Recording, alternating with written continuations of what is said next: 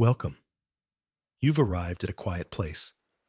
Let your body sink into comfort, your breath slow, and your eyes grow heavy.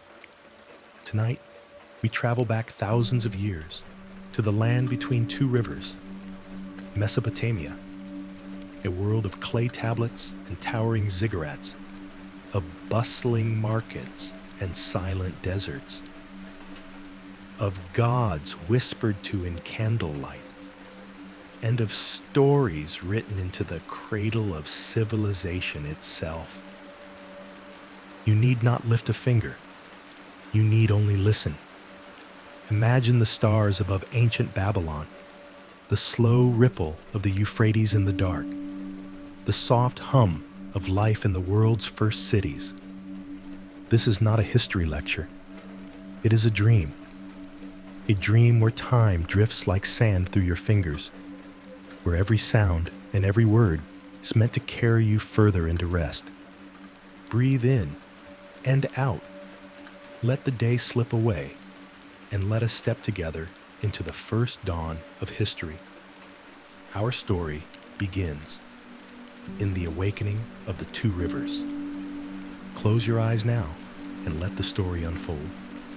Before great empires, before the walls of cities or the pages of books, there was land, vast and quiet, kissed by the sun and watered by two winding rivers, the Tigris and the Euphrates. Together, they shaped the heart of what we call Mesopotamia, the land between the rivers.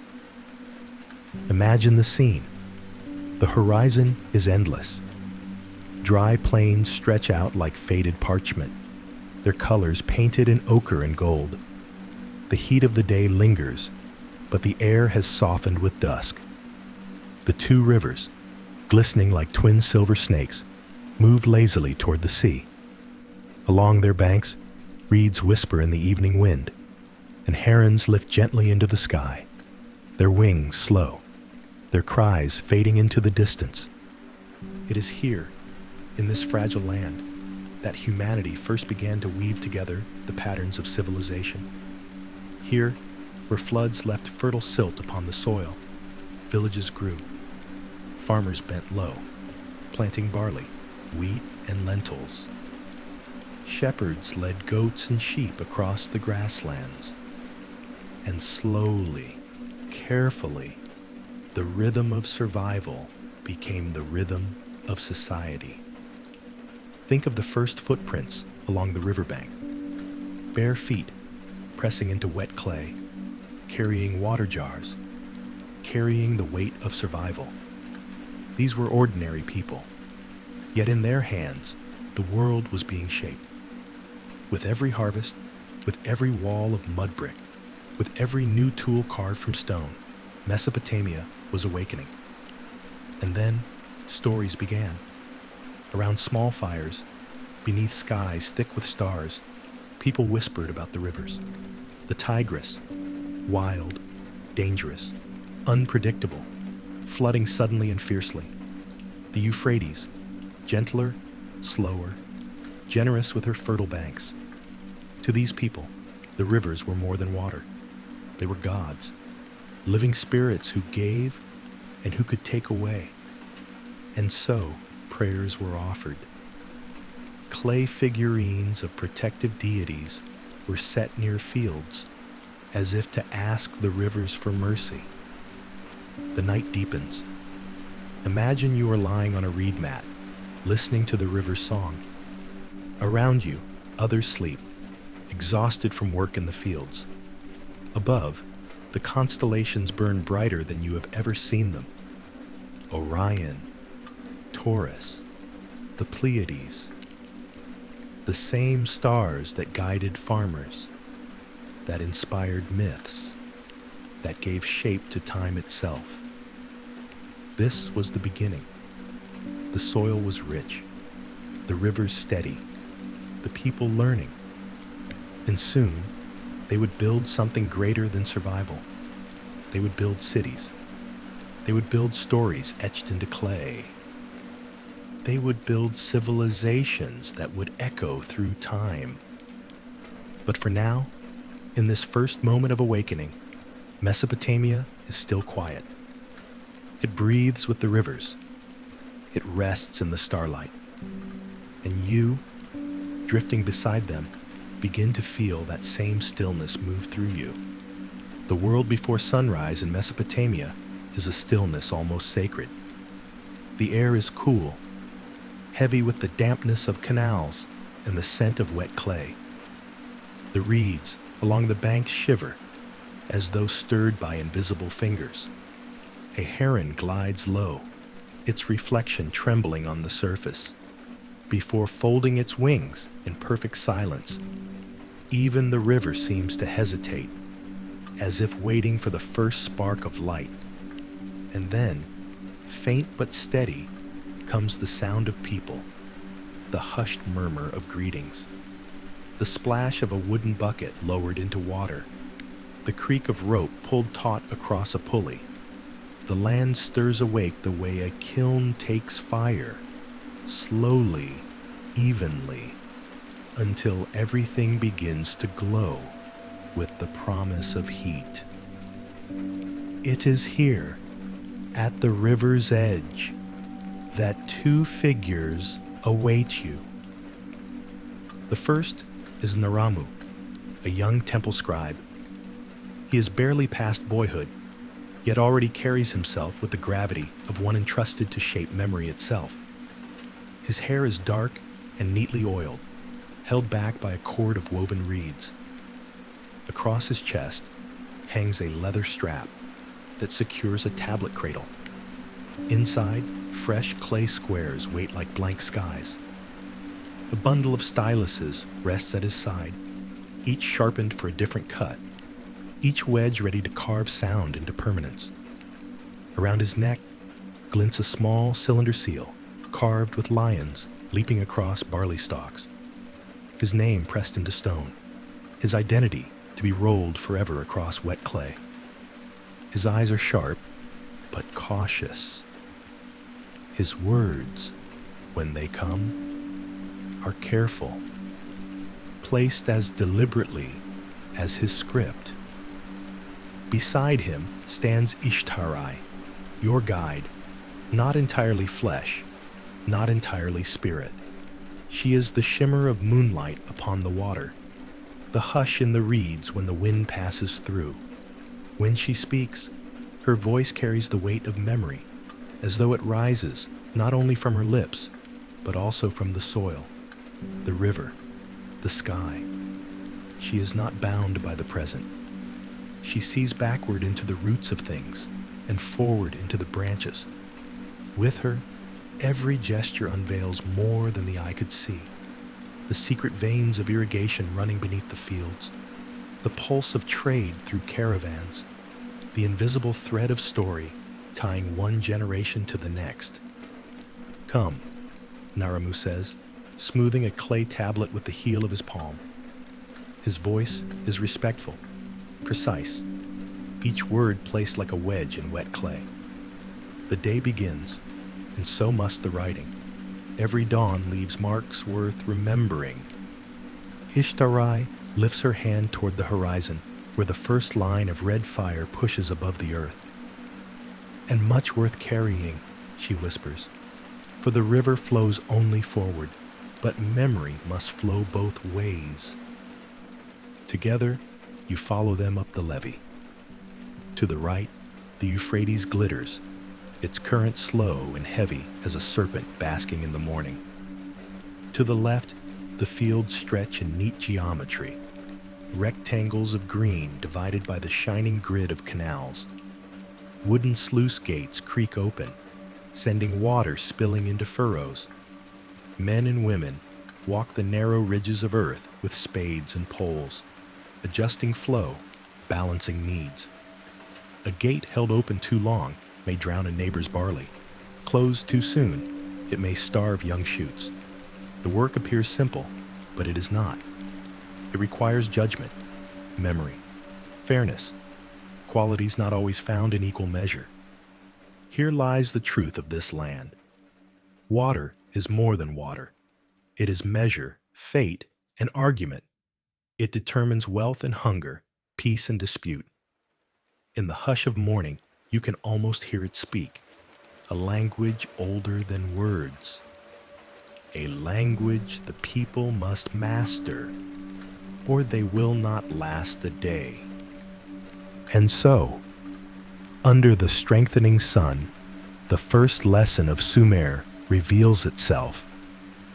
To live here is to learn the grammar of rivers. The sun had risen higher now, bathing the plains in a pale golden haze. From where we stood near the river, we could see the great city walls of Uruk, a marvel of human ambition. They stretched wide and long, rising out of the flat earth like a promise of permanence against the shifting sands of time. Clay bricks, baked in the fierce Mesopotamian sun, had been stacked, layer upon layer, until the walls stood taller than any person could imagine in those days. For travelers arriving across the dusty plains, this sight must have been both terrifying and magnificent. A reminder that this was no ordinary cluster of huts. This was civilization itself, beating at the heart of the fertile land. Beside me, Naram, my quiet companion, shaded his eyes with his hand. They say the gods themselves guided these walls. He whispered, his voice hushed, as though speaking too loudly might offend the spirits who were believed to guard the city. In Mesopotamia, everything was touched by the divine. The crops, the floods, the walls, the stars, all had stories tied to the will of the gods. People did not simply build. They prayed. They sacrificed. They chanted, so that each action resonated with celestial approval. We walked slowly, letting the rhythm of the land sink into us. The field stretched outward like a living quilt, barley stalks swaying, palms bending gently in the breeze. Farmers bent over the soil, their backs glistening with sweat, tending to the lifeblood of the city. They dug with wooden plows pulled by oxen, guided irrigation channels with sharp eyes, and checked the clay markers that told them how far the water had traveled. Without this precise care, the fragile balance between fertile land and choking desert could break within days. Naram told me of the ziggurats, towering temples shaped like stairways to the heavens. The people believed that these great stepped monuments allowed priests to climb closer to the gods. From their summits, offerings of bread, beer, and incense were lifted upward in hopes that the deities might smile upon the city. He spoke of Inanna, goddess of love and war, and of Enlil, who governed the winds and storms. Their stories were etched into clay tablets, sung by priests, and woven into the very identity of Mesopotamia. As we walked toward the heart of Uruk, the sounds of the marketplace reached our ears. It was not like the quiet of the fields. It was a chorus of life. Traders shouted prices for dates and figs. Women carried baskets filled with onions and herbs, and the sharp smell of freshly tanned leather mixed with the sweetness of honey. Bronze tools gleamed under the sun, traded for sacks of grain. There were no coins yet in this world. Instead, bundles of goods exchanged hands. A sack of barley for a skin of oil, a goat for a jug of wine. Every transaction was carefully recorded by scribes who pressed small wedges into wet clay tablets, the early writing we now call cuneiform. Naram guided me toward one of these scribes. His hands moved swiftly, pressing reed stylus into the clay with precision. Each mark carried meaning, though to my untrained eyes they seemed like rows of tiny bird tracks scattered in neat lines. This, Naram explained, was how debts were remembered, how laws were made known, and how the great kings declared their will.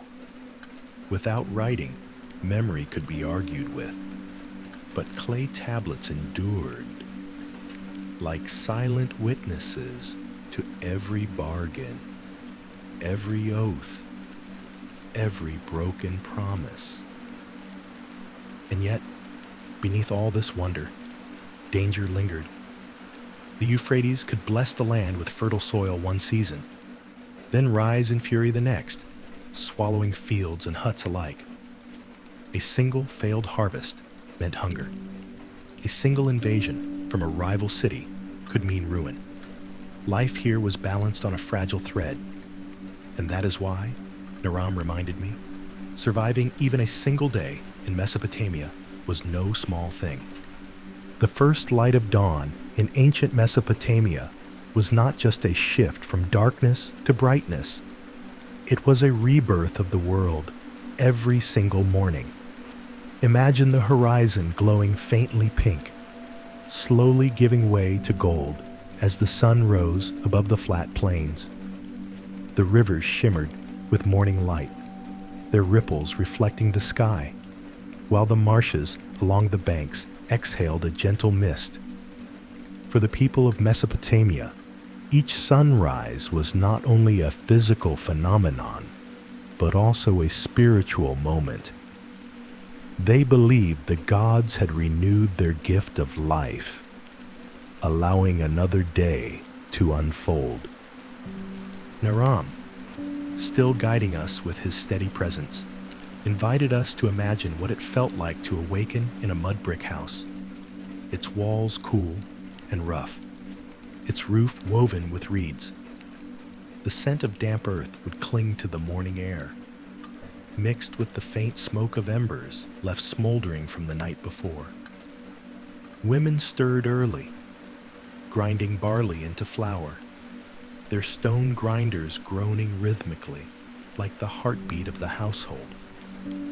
Children, still half asleep, rubbed their eyes as they listened to the sound of goats bleating outside, eager for pasture. But Mesopotamian mornings were never leisurely. The rising sun signaled not only worship, but also duty. Farmers hurried to the fields before the heat grew unbearable. Irrigation channels needed clearing, and the markets began to stir with the first transactions of the day. Imagine the soundscape: clinking copper tools, distant calls of traders arranging their stalls, donkeys braying as they prepared for their burdensome loads. Every sound carried the essence of survival. Elatu explained how fragile that survival truly was. A failed harvest, a breach in the irrigation canal, or a sudden storm could turn prosperity into famine. The people knew that life was precarious, at the mercy of both the rivers and the gods. To live in Mesopotamia was to live with an ever-present awareness that survival was a delicate balance, never guaranteed, always earned anew each morning. And so, the awakening of this civilization was both beautiful and relentless. The dawn was a blessing, but also a reminder. To survive in Mesopotamia, one had to rise with the sun, work with the rivers, and bow before the gods who ruled every breath of existence. As the morning brightened, the rhythm of life grew louder. Naram led us through the fields beyond the city walls, where endless rows of barley swayed under the soft push of the wind. Yet this beauty carried a heavy truth. Every stalk was precious, every kernel of grain vital. A single mistake, watering too little, watering too much, or a sudden invasion of locusts could doom entire families. Farmers worked bent under the sun, their backs hardened from years of toil. The soil was both friend and foe, rich from the river's silt, yet demanding constant attention. Ditches had to be dug, gates adjusted, water flows monitored with patience. A careless moment could flood a neighbor's land or leave your own field dry. Disputes often erupted, sometimes leading to bitter quarrels taken before the city's elders. In Mesopotamia, survival was not just about growing food. It was about defending your right to water, the true lifeblood of the land. Meanwhile, in the bustling city streets, Elatu painted another scene. Traders unfurled their mats, displaying copper tools, dyed cloths, and jars of fragrant oil. The air filled with haggling voices, sharp and insistent, as coins of silver clinked against one another. But beneath this apparent prosperity lay danger. Thieves lurked in shadows, disease spread easily in the cramped alleys, and punishment for dishonesty was harsh and unforgiving. The famous laws, carved into stone centuries later, warned everyone that fairness was not just moral, it was survival. Children, too, bore the weight of responsibility. They fetched water from clay jars, carried firewood, and helped herd the animals.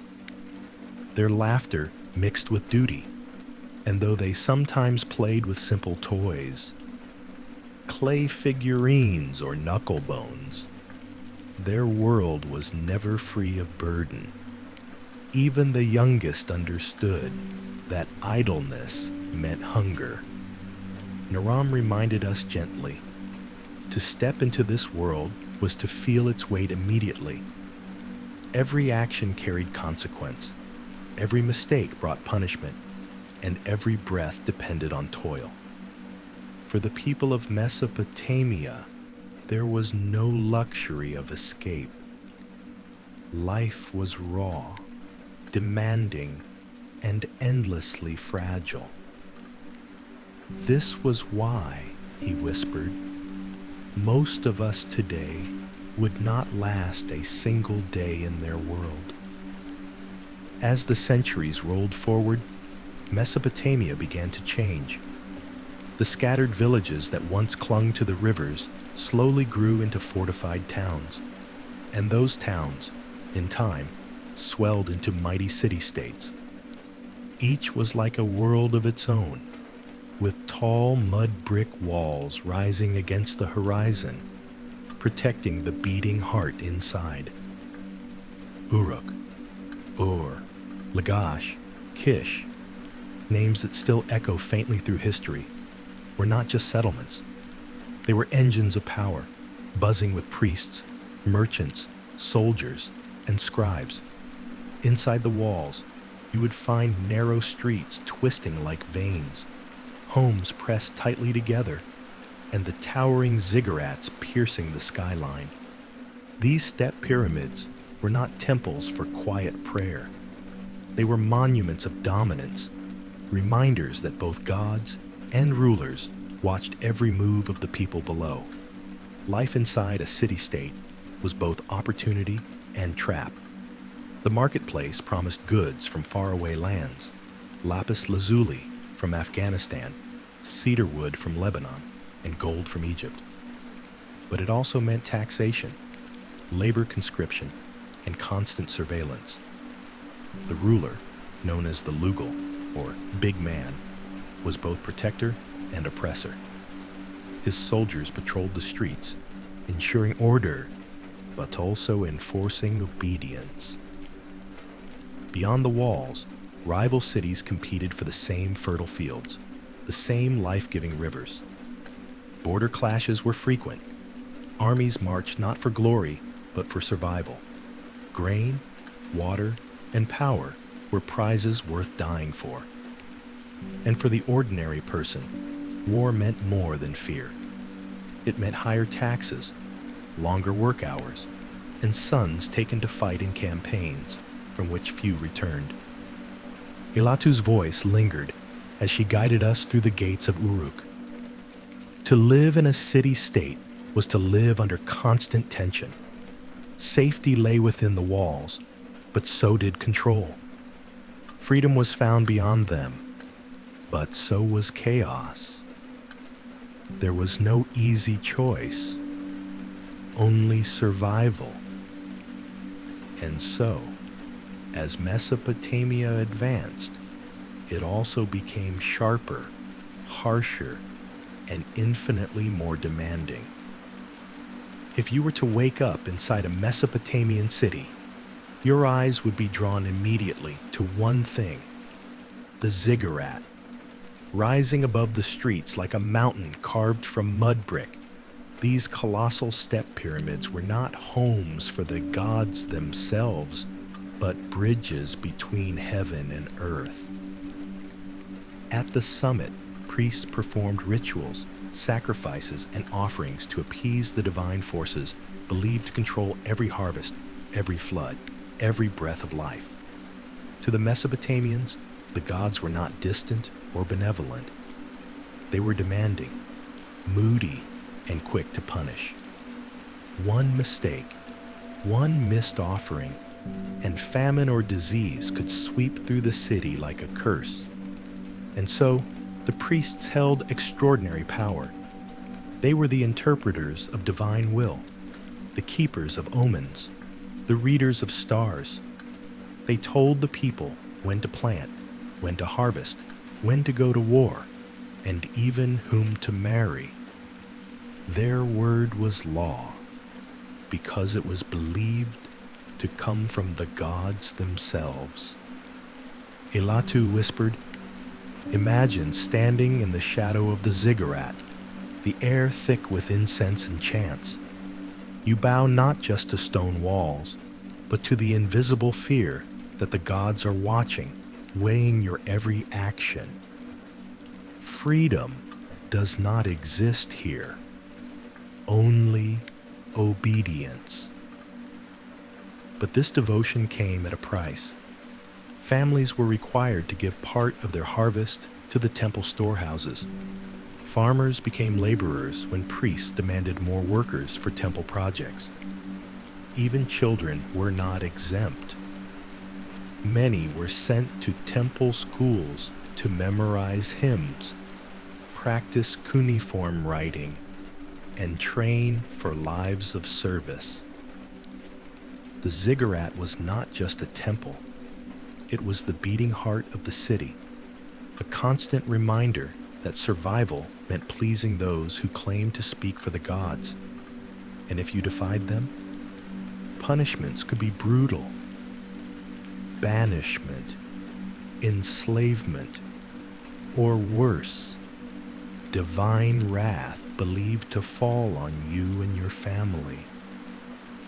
So, as the sun set behind the mud brick walls, casting long shadows over the city, the people of Mesopotamia knelt in fear and hope before the ziggurat. Their survival depended not only on their toil in the fields, but on the favor of gods they could not see, and priests who never let them forget it. Life in Mesopotamia was never peaceful for long. The same rivers that gave life to the land also created boundaries between rival city-states: Uruk, Ur, Lagash, Kish, Babylon. Each believed its patron god had chosen them to rule over all others. And when gods competed, wars were inevitable. Armies marched across the plains, clashing over fertile land, trade routes, and water canals. Battles weren't fought for glory. They were fought for survival. Imagine standing on the city walls, watching dust clouds rise as enemy chariots thundered closer. Wheels screeching, horses foaming at the mouth. Weapons were brutal but simple: bronze spears, axes, bows, and slings. Soldiers carried large shields made of wood and leather, but they offered little protection when volleys of arrows blackened the sky. Victory was often bloody, and defeat could mean the destruction of your city. Burned fields, toppled temples, and the survivors dragged away in chains. Elatu's voice echoed. You think of war as battles between nations, with generals, strategies, and rules. But here in Mesopotamia, war is endless. Every season brings new conflict. Every victory is temporary. You might be a farmer today, but tomorrow you are a soldier. And if you fall, the gods will not mourn you. Conquest wasn't just about land, it was about divine favor. When one city defeated another, its victors often looted the defeated temple and carried off the statue of its god. Without their god's presence, the defeated city was believed to be abandoned and cursed. Its people left spiritually and physically broken. And so, children grew up not just learning farming or writing, but preparing for war. Spears were as common as plows, and the sound of war drums was never far away. In Mesopotamia, survival wasn't just about appeasing the gods or surviving the floods. It was also about defending your home from neighbors who believed your destruction was their destiny. As wars raged and cities rose and fell, chaos threatened to consume Mesopotamia. But out of the turmoil came one of history's most groundbreaking ideas: law. Around 1750 BCE, King Hammurabi of Babylon carved into stone what would become the world's most famous legal code. Standing before his people, he claimed the gods themselves had given him authority to bring justice to the land. His words were not whispered. They were etched into massive stone pillars for all to see. But here's the truth. Hammurabi's code wasn't about fairness. It was about control. The laws were harsh, strict, and terrifying. An eye for an eye, a tooth for a tooth. If a builder made a house that collapsed and killed the owner's son, the builder's son would be executed. If a thief was caught, his hands could be cut off. If a noble harmed another noble, punishment was severe.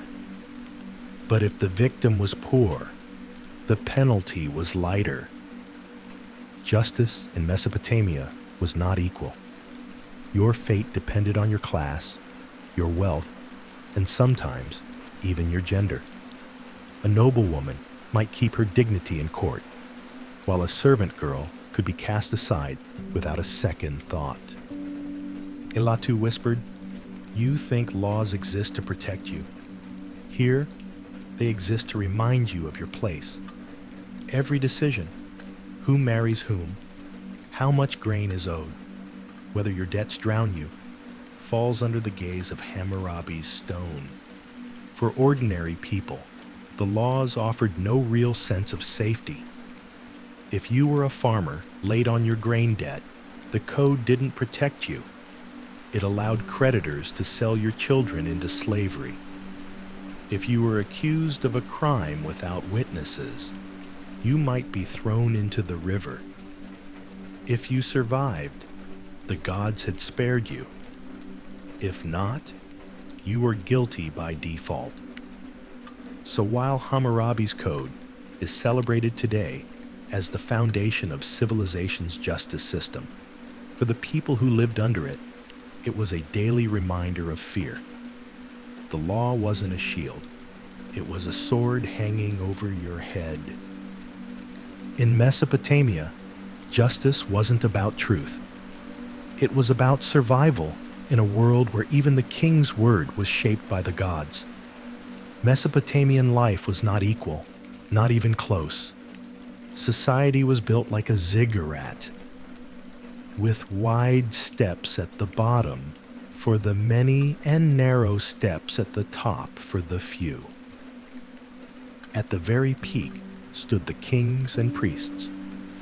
Kings claimed they were chosen by the gods, while priests declared themselves the only voices who could speak to the gods.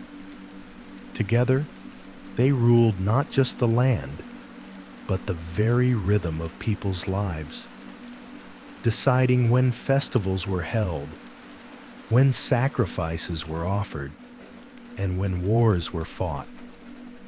Below them were the scribes and merchants. Scribes held power not with swords, but with writing reeds. They could record debts, contracts, and laws, giving them control over the flow of trade and justice. Merchants, meanwhile, carried goods from faraway lands. Lapis lazuli from Afghanistan, cedar wood from Lebanon, and gold from Egypt. They lived in bustling neighborhoods, their homes filled with clay tablets documenting every deal. Then came the farmers and craftsmen. They were the beating heart of Mesopotamia, plowing the fields, weaving textiles, making pottery. But life for them was fragile. A bad harvest could mean hunger. A missed debt could mean slavery.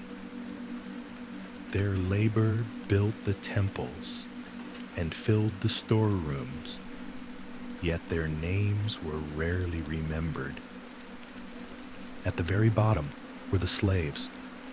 Some were prisoners of war. Others were sold into slavery for unpaid debts. They cleaned houses, built canals, and worked the hardest labor. Freedom was rare. The chains were heavy, both physical and social. Elatu leaned close and whispered, "Remember, traveler, your survival depends on where you stand on the ziggurat. A noble's mistake could be forgiven. A slave's mistake could cost their life. This hierarchy shaped everything. The food you ate, the clothes you wore, the house you lived in, even how the gods were said to look upon you. In Mesopotamia, fate wasn't just written in the stars. It was carved into clay tablets. Your class, your status, your survival, all decided long before you even had a chance. Life in Mesopotamia wasn't just about grand temples and powerful kings. It was about surviving the daily grind. Imagine waking up in a mud brick house with no windows, the air heavy with smoke from last night's fire pit. You step outside, and the streets are narrow, crowded, and filled with the smell of animals, sweat, and waste. Food was a daily worry. Farmers grew barley, wheat, onions, dates, and beans, but harvest depended entirely on the Tigris and Euphrates. Too much rain?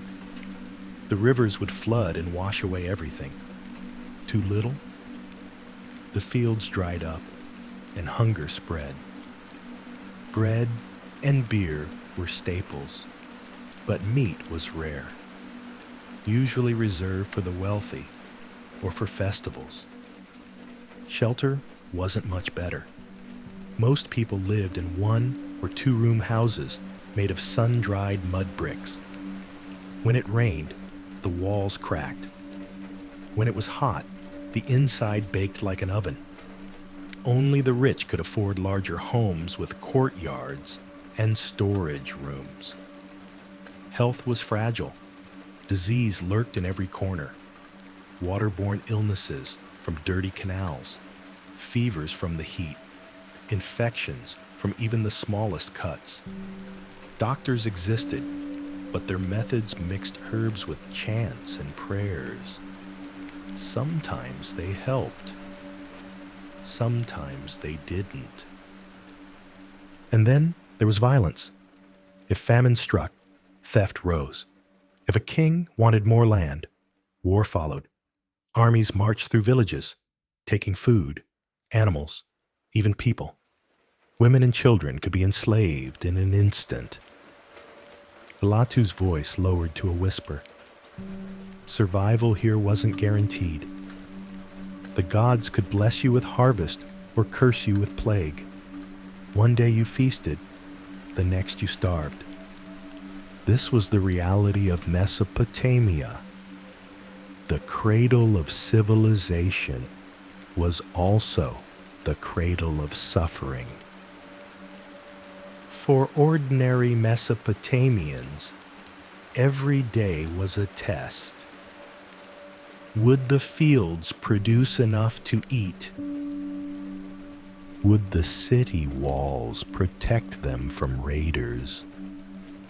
Would the gods listen to their prayers or turn away? The truth was simple. Only the strongest, luckiest, or most obedient survived.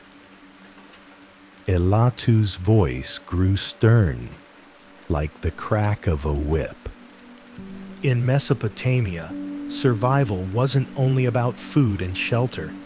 It was also about obeying the law, because here, justice was harsh, swift, and unforgiving.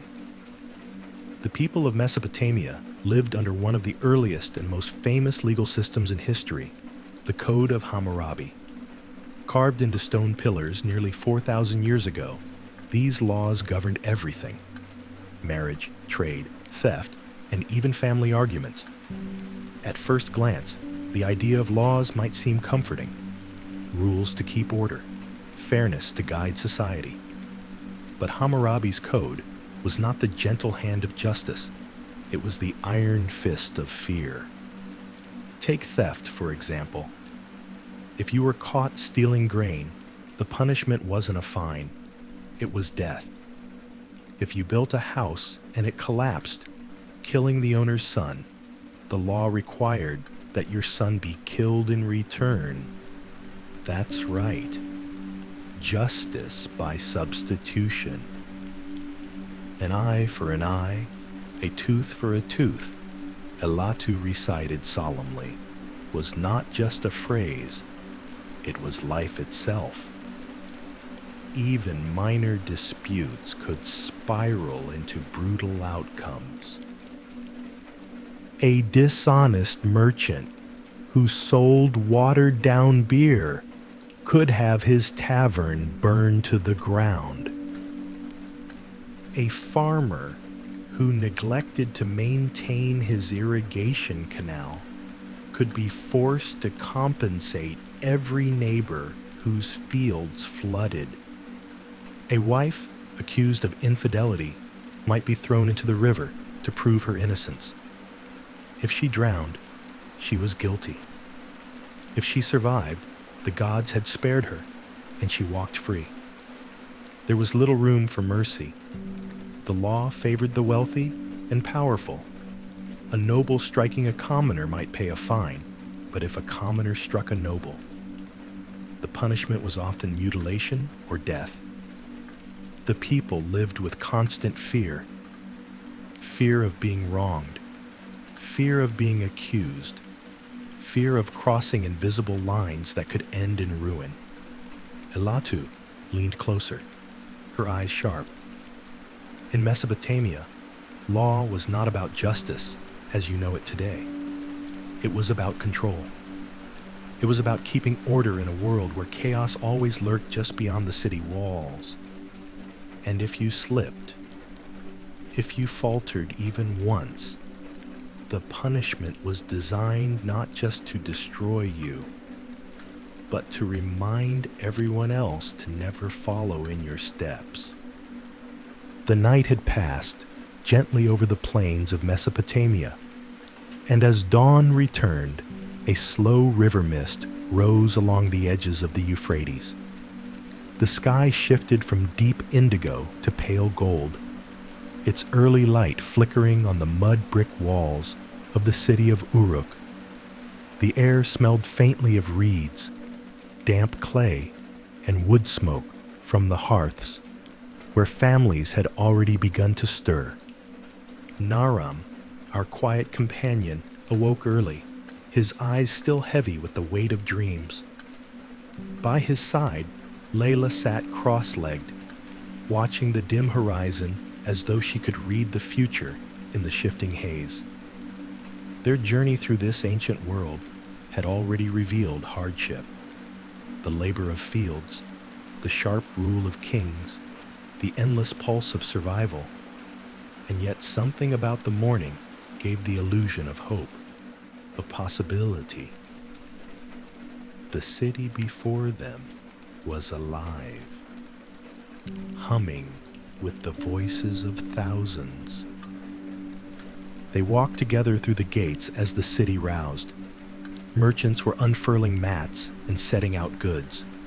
Bronze tools, clay figurines, woven baskets, pots filled with dates and honey. A potter spun his wheel, hands slick with clay, while the rhythmic beat of a hammer echoed from a smith's stall. The scent of baking flatbread drifted down narrow alleys. Stray dogs padded near the ovens, hoping for scraps. It was all so ordinary, and yet, in its own way, extraordinary. Every corner revealed the labor of countless hands, the foundations of human civilization taking form in streets of dust and sun. But Layla, ever observant, whispered, "Look closer." Beneath the bustle is exhaustion. Every smile hides hunger or fear. And as Naram looked again, he noticed it too. The stoop of backs that had bent too long under baskets of grain. The gaunt faces of children clutching at their mothers' robes. The soldiers at the corners, spears gleaming, not as guardians, but as warnings. This city was not built on freedom. It was built on obedience, on tribute to gods and rulers whose statues loomed larger than life. They passed a towering ziggurat, its stairway cutting against the sky, a ladder to the heavens itself. Priests in white linen climbed slowly upward, carrying offerings in bronze bowls, grain, wine, incense, to the god who dwelled in the temple at its peak. From below, the people gazed upward with awe and fear, for the gods were said to control the floods, the sun, even life and death. To deny them was to invite ruin. Yet Naram felt the quiet ache of doubt. Were the gods truly so near? Or were they silent shadows that men had clothed in clay and gold? Layla, sensing his unease, placed a hand on his arm. Belief is not the same as truth, but in Mesopotamia, belief is power. Look how it binds them. Indeed, the city was woven together by this invisible thread of devotion and fear. Farmers gave their grain not only to the palace, but also to the temple. Women whispered prayers for safe births. Soldiers marched beneath banners painted with divine symbols. Even the scribe, who pressed wedge-shaped cuneiform onto clay tablets, began his work by invoking the name of a god. The pair wandered toward the edge of the market, where a storyteller had gathered a crowd of children. His voice rose like a song, recounting the great flood sent by the gods, how the world had drowned in silence until one man, Utnapishtim, was chosen to survive. The children listened wide-eyed, some clinging to their mother's skirts. The tale was both warning and wonder, shaping their hearts as surely as any ruler's decree. Naram and Layla lingered, the rhythm of the story pulling them back into a time even older than this one, where survival hinged on appeasing divine will. As noon burned hotter, they left the shade of the marketplace and wandered along the canals that fed the city. Here, laborers hauled water in clay jars, their shoulders marked by rope burns. Slaves bent low, repairing the dikes with baskets of mud. The sound of splashing, the grunt of effort, the hiss of reeds in the breeze. It was all part of the endless cycle of toil. The river was life, but it was also danger, for when it swelled too high, it swept homes away. When it ran too low, it starved the fields. And so, the people lived with constant anxiety, turning their fear into prayers, offerings, and submission. Layla crouched at the water's edge, trailing her fingers through the murky current. "Do you feel it?" she asked softly. The weight of all their lives pressing into the river, their hopes, their hunger, their weariness. It flows endlessly, carrying their stories as much as their crops. Her voice softened, almost like a lullaby, and Naram felt himself sway, as if caught between wakefulness and dream. The very air seemed thicker, slower, like honey poured in the sun. Later, as evening cooled the city, music floated from courtyards. Women sang while grinding grain, their voices rising and falling in simple, haunting patterns. The tones carried into the streets, mixing with the beat of hand drums and the pluck of lyres. It was not the triumphant music of kings, but the weary songs of people who found solace in melody, even when their hands ached from labor. Layla and Naram paused to listen, leaning against a mud brick wall. For a moment, it seemed that time itself slowed to the rhythm of those notes, tender and fragile, like fireflies glowing at dusk. Night fell with a hush, as if the city exhaled. Torches flickered on doorways, shadows danced along walls, and the distant ziggurat gleamed faintly in moonlight. Naram lay awake on a reed mat, staring at the stars. He imagined the countless souls around him, farmers, merchants, scribes, slaves, all breathing beneath the same sky. And he wondered, would they survive another day? Would he? Layla's voice drifted to him in the dark, softer now, more like a dream than speech. This land is ancient, but fragile. It demands everything from those who walk upon it, and still, they endure. Her words lingered like a spell, pulling his mind toward rest. The sounds of the city dimmed, the last echoes of laughter, the hush of the river beyond the walls, the crackle of torches. Slowly, Naram's eyes grew heavy, and Layla's words wrapped around him like a blanket. The pace of their thoughts slowed. The images softened, and the world of Mesopotamia blurred into a haze of stars and silence. And so, the night carried them, gently, into the drifting arms of sleep. The sun drifted low across the horizon, painting the rivers with bands of copper and gold, and the soft hum of Mesopotamian life swelled once again.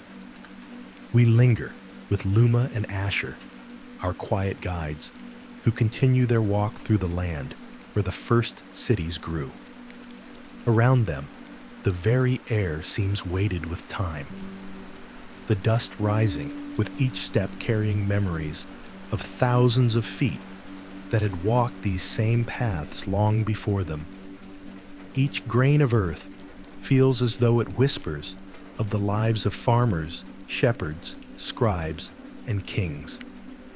Asher, pausing for a moment, brushed his hand gently along a mud brick wall. Every line carved here, every impression pressed by a reed, holds a story, he said softly. Luma tilted her head, curious, her long braids shifting with the evening breeze. She had always listened more than she spoke, letting Asher's words create the tapestry of their journey. Together, they moved through narrow passageways that connected courtyards and small homes. Above, clay lamps began to glow faintly as families lit them for the night. The faint scent of sesame oil and burning reeds wrapped itself around them, and the city of Ur, heart of this ancient land, seemed to awaken in a way that was not bustling, but breathing. The houses they passed were small and simple. Walls of sun-baked clay kept the heat of the day locked away, leaving cool interiors. The rooftops, flat and open, became living spaces under the night sky. Families climbed up ladders to eat their meals in the open air. From one roof, laughter spilled softly as children played a guessing game, clapping hands and chanting. From another, an elder sang a prayer to the goddess Inanna, her voice tender and wavering, rising into the night. Luma slowed her steps, listening to the way the song floated like a thread in the breeze, winding through the alleys, stitching the community together. As they passed, a young boy waved, holding a small clay tablet with marks pressed into it. He ran toward them, eager to show his work. The symbols, wedge-shaped impressions of cuneiform, spelled out simple words, perhaps his first lesson in writing. Asher smiled kindly, nodding as the boy's father, a scribe, stood at the doorway with pride. The father explained, "We mark what we own, what we trade, and what we pray. These signs, they are our memory, stronger than the tongue." Asher placed a hand on the boy's head gently and replied, "With these marks, your voice will travel further than time itself." The boy's eyes lit up, though he didn't fully understand. And soon, he dashed back inside, eager to practice again. The sky deepened to indigo, stars blinking awake one by one. A great hush seemed to settle, but the city did not sleep. From the ziggurat at the center of Ur, the temple of the moon, god Nana, torches blazed at its many levels, their flames flickering like stairways of fire leading into the heavens. Asher and Luma walked closer, and as they approached, the vastness of it drew in their breath. The ziggurat loomed like a mountain made by human hands, layer upon layer of mud brick, each level narrower than the one below, rising high into the darkening sky.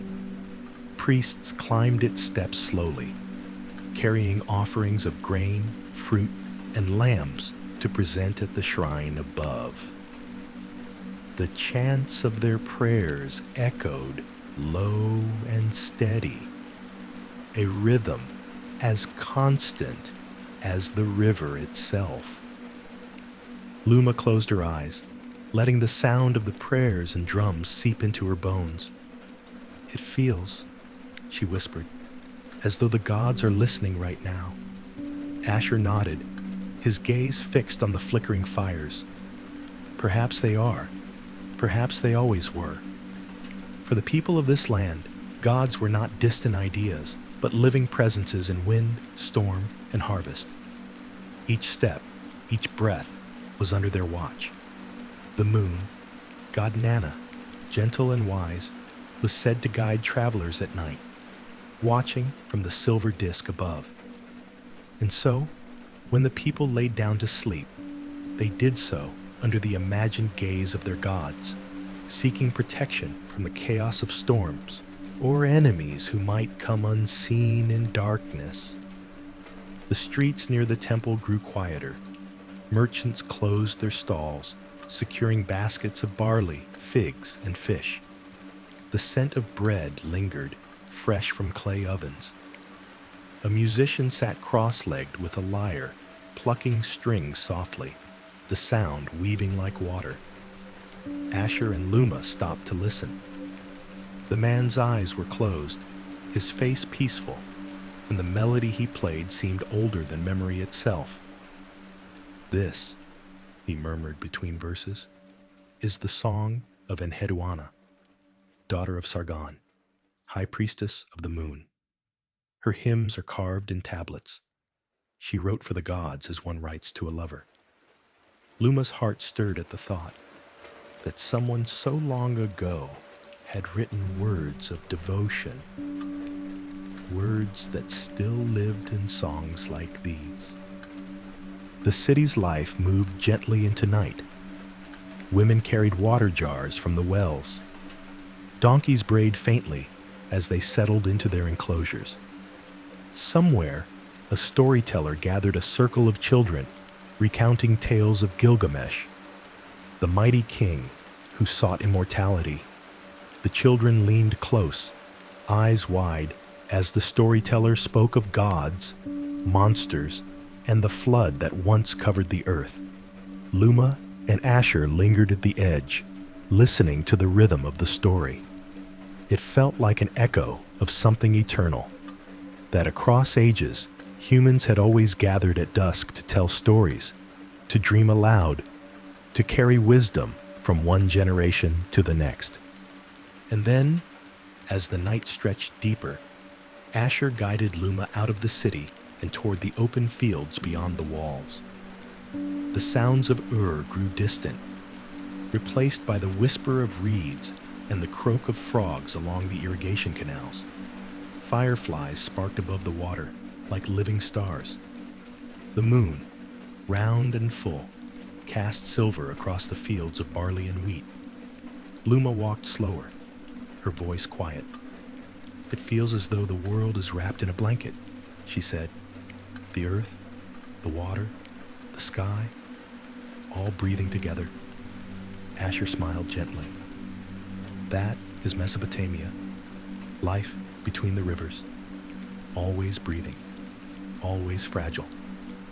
They reached a small rise where they could see both rivers glimmering under the moonlight. The Tigris swift and restless, the Euphrates calm and broad. Farmers slept nearby, their fields stretching in ordered rows, nourished by the canals that carried water from the great rivers. Asher explained how much effort it took to tame those waters, the endless digging of channels, the guarding of dikes, the labor of entire communities. "Without water," he said, "there is no grain, no bread, no life. But water is wild. It destroys as much as it gives."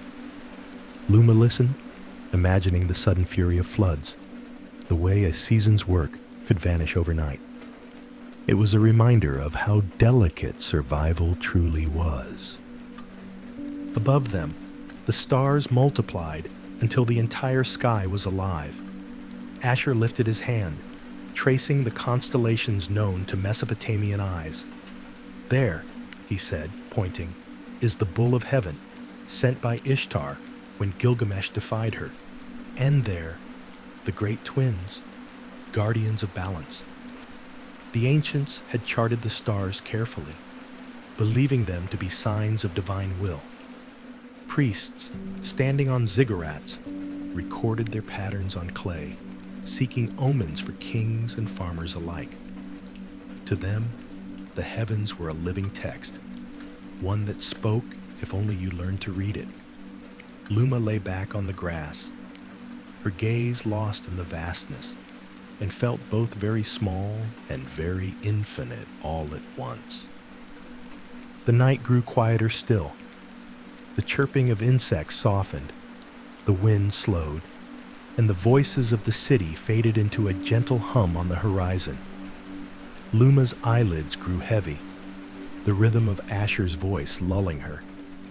He spoke not in lessons now, but in soft fragments, of dreams, of forgotten kings, of the eternal flow of rivers that had seen empires rise and fall. His words blurred with the song of crickets, with the slow pulse of the earth itself.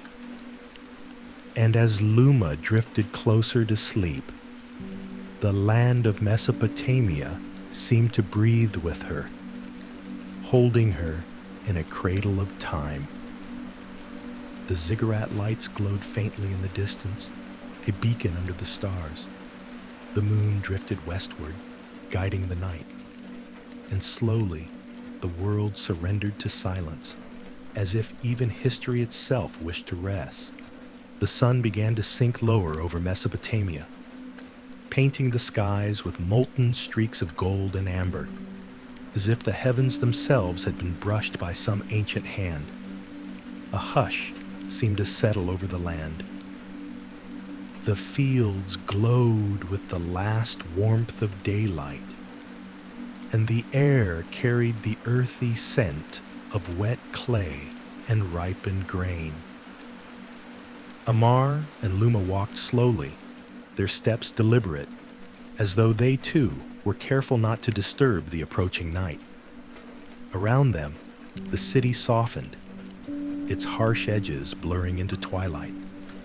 Merchants shuttered stalls, animals were gathered back to pens, and mothers called to their children in low voices, their tones gentle now, unlike the hurried commands of daylight. The Euphrates glistened nearby, its surface shimmering like liquid bronze under the fading light. Fishermen pulled in their nets, murmuring to one another, their voices blending with the creak of wooden boats. The river seemed to sigh as the cool air touched it, its ripples moving more slowly, as if preparing for its own rest. Luma's eyes traced the horizon, where distant silhouettes of ziggurats reached upward, their darkened steps etched against the sky. "Imagine," she whispered, her voice soft as silk, "how many prayers must rise from there each night?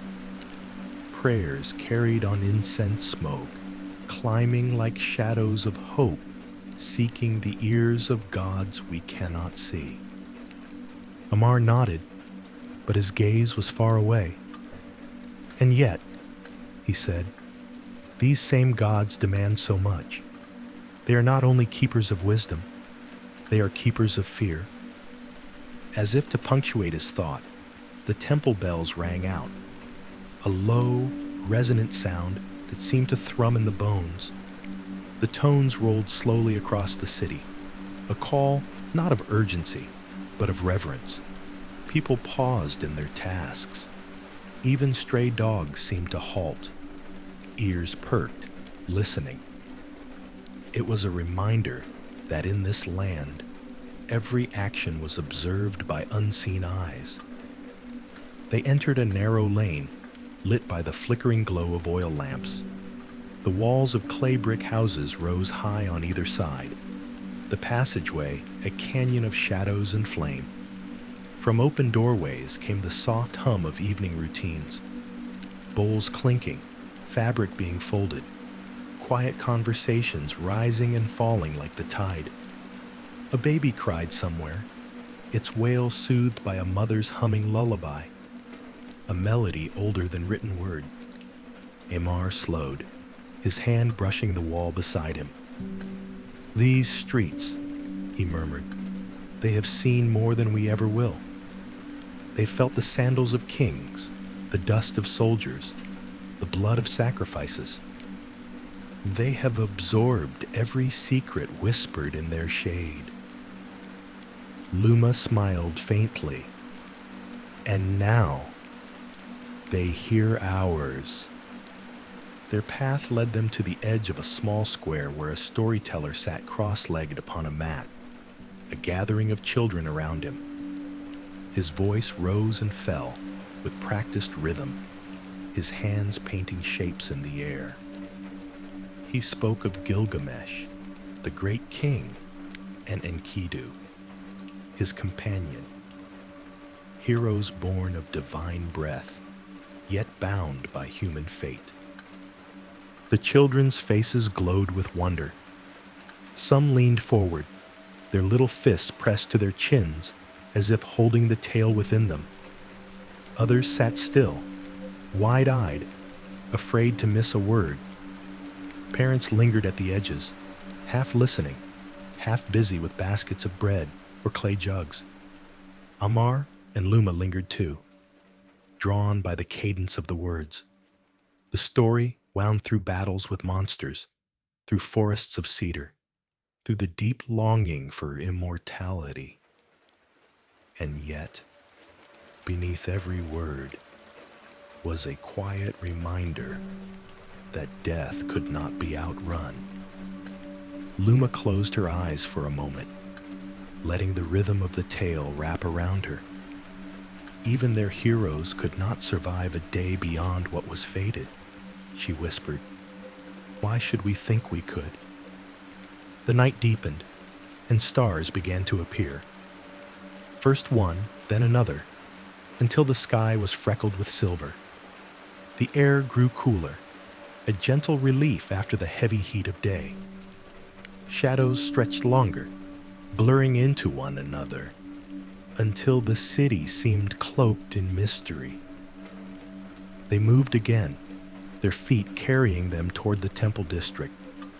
Here, torches burned with steady flames, their light casting tall figures of priests and guards against the walls. The air smelled of incense, sharp, smoky, with a sweetness that clung to the tongue. The chants of prayer wove through the night, solemn and steady, rising and falling, like the heartbeat of the city itself. Amar and Luma watched from a distance. At the temple gates, worshippers brought offerings, bowls of grain, jars of honey, carved figures of animals. Each laid down their gift with bowed heads, as though hoping their small gesture might soften the will of gods, who could send both blessing and ruin with a whisper. The torches painted the stone steps in firelight. The priests, draped in robes, heavy with gold-threaded embroidery, moved with deliberate grace. Their faces were solemn, their gestures slow, as if they themselves were part of a ritual too ancient to remember its beginning. Luma's breath caught. "Do you feel it?" she asked. "The weight of their belief. It presses on the air." Amar closed his eyes. "It presses on the soul." For a while they stood in silence, watching the sacred exchange. Around them, the city had grown quiet. The noise of markets was gone, the shouts of traders replaced by murmured prayers and the soft shuffling of feet on stone. Even the animals seemed subdued, as though they too felt the pull of unseen powers. They turned away at last, wandering back toward the river. The water now reflected the moon, its silver path stretching endlessly, inviting yet unreachable. Along its banks, lovers sat in hushed conversation, while lone fishermen lingered, their nets drying in the night air.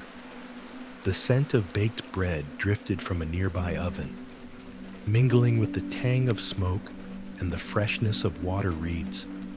Somewhere, a musician played a soft melody on a lyre, the notes delicate, fragile, as though afraid they might shatter in the stillness. Amar lowered himself to sit on the embankment, the cool clay damp beneath his palms. Luma joined him, pulling her shawl tighter against the night breeze. Together, they watched the river's slow flow, as if it carried the stories of the world within it. "You would not survive a day here," Amar said softly, echoing the thought that had followed them since morning. "Not because you lack strength, not because you lack wisdom, but because the city demands surrender. To survive here, you must give yourself to it. Your breath, your work, your prayers, your fears, they all belong to the gods, to the kings, to the very soil. Luma rested her head against his shoulder. And perhaps, she murmured, her voice growing slower now, like water easing toward stillness. That is survival, to surrender and to belong, even if it costs you everything. The night pressed closer, cool and soft. The city of Mesopotamia, with all its noise and clamor of day, now hummed with the gentler rhythm of night. Fires burned low, prayers quieted, and one by one, windows closed. A city once fierce and unrelenting now lay like a giant in slumber, its breath steady, its heart slower. Amar's eyes grew heavy, his words fading into silence. Luma's breathing slowed beside him. The river moved on, eternal, carrying their quiet thoughts into the unseen distance. And above them, the stars shone with calm persistence, as though they too whispered, "Rest, drift, let go." The morning in Mesopotamia did not arrive with the burst of a sunrise that most might imagine, but with a slow unveiling, as if some divine hand were carefully unrolling a scroll of light over the world. The mist clung close to the earth, whispering along the irrigation canals, drifting like spectral dancers over the fertile fields. Somewhere, a shepherd sang to his sheep in a voice that carried the rhythm of generations. His words simple, his tone eternal. Aaron, our quiet traveler, and Ishkun, the scribe who had become his unlikely companion, walked side by side down a wide dirt path leading to the heart of the city of Ur. The ziggurat loomed ahead of them, an immense terraced mountain of mud brick, its uppermost level hidden in veils of haze. It was no ordinary building, but a stairway between heaven and earth, a ladder for gods and men alike. To stand before it was to feel dwarfed, to realize one's own fragile smallness in the vast scheme of creation. The streets were already alive. Merchants spread their wares upon cloths. Clay pots glimmered in the pale morning light, and scribes hurried with tablets tucked beneath their arms. The smell of roasted barley mingled with incense drifting from temple courtyards. A procession of priests moved slowly, their voices chanting hymns older than memory itself, the syllables resonating like waves on the surface of time. Aaron watched, eyes wide, heart quiet. Ishkun turned to him, his own expression unreadable. "This is where the gods are closest," Ishkun said softly, nodding toward the towering ziggurat. "But it is also where men find themselves most tested. To serve the gods here is no easy thing. It demands more than worship. It demands sacrifice." The two approached the grand staircase at the ziggurat's base. Each step was carved from sun-baked brick, and as Aaron placed his foot upon the first one, he felt as though he were ascending not only a monument, but an idea. The belief that humans could rise, even briefly, to touch the divine. At the summit, the city stretched out beneath them in waves of life. Fields, canals, houses of mud brick packed tightly together like honeycombs, courtyards shaded by date palms. The Euphrates shimmered in the distance, snaking its silver ribbon through the land. Beyond lay the horizon, endless and unknowable.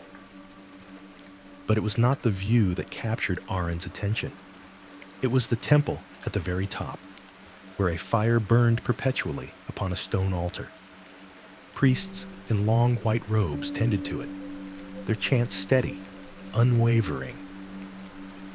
The smoke rose in a straight column into the air, carrying with it prayers, hopes, fears. As they entered, the air thickened with incense, and the sound of flutes and soft drums surrounded them.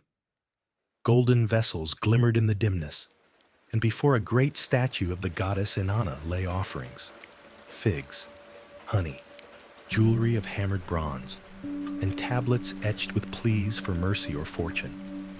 A woman knelt before the statue, whispering her words into the silence, tears shining on her cheeks. Ishkun's voice was low, almost reverent. Here, Aaron, is where life and death, love and war, fate and freedom are woven together. Inanna does not merely watch. She takes, she gives, she decides. Aaron felt a shiver that was not from the air, but from the weight of presence, as though unseen eyes truly lingered upon them. Time seemed to soften inside the temple. Perhaps it was the chant, or the smoke curling lazily upward, or the way light filtered through narrow slits in the wall. Aaron lost track of how long he stood, staring at the goddess's image. Then, a bell rang. Priests moved toward a side chamber, carrying offerings. Ishkun gestured, and Aaron followed. They entered a smaller room where scribes recorded transactions, the tally of barley given, the number of sheep sacrificed, the weight of copper offered. Sacredness, Aaron realized, was not separate from practicality.